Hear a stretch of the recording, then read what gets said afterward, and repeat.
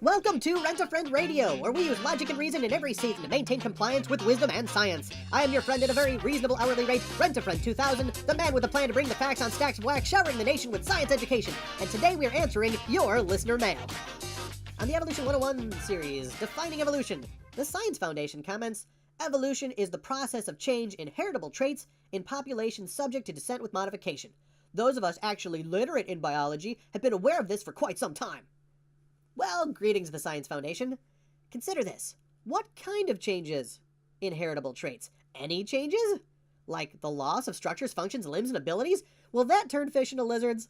Those of you literate in biology seem to have missed this key concept since 1859. Even though A Bit of Orange has produced videos and articles about this several times, many people still tend to miss it, so here we go again. Evolution cannot be any kind of changes. To say it is changes in heritable traits is like saying Mt Rushmore is the result of rock being removed from the mountain. True? Sort of. But sufficient? Absolutely not! Every living thing experiences changes in heritable traits. Every kind of plant and animal is experiencing a gathering of mutations. Genetic entropy. Every generation has more errors and mistakes, which over time will kill the carrier. Geneticists have asked the question, why are we not dead 1,000 times over? Because if the human race was 100,000 years old, as evolution claims it is, and if we are gaining mutations at the rate we are today, then the whole human race should have gone extinct a long time ago. This is why we have chosen to define evolution like this. Evolution is an unguided, natural process which increases the genetic information in an organism, creating new genes which did not previously exist. These new genes then cause an increase in physical complexity and associated behavior, both of which increase the organism's ability to survive and pass on these traits to offspring. There is a definition which makes sense of the story Darwin is trying to tell. But this change over time business, like I keep saying, that's too vague to mean anything. If you accept that definition for evolution, you must be an easy sucker to sell things to. If that's you, I suggest you not even have a credit card. Don't even get one. On a different Evolution 101 series video, Josh left the comment, we have actually seen beneficial mutations, like when certain fish had a mutation where they were more resistant to bacteria. And then he realizes that he's having trouble spelling. Well, greetings, Josh. Thanks for writing in.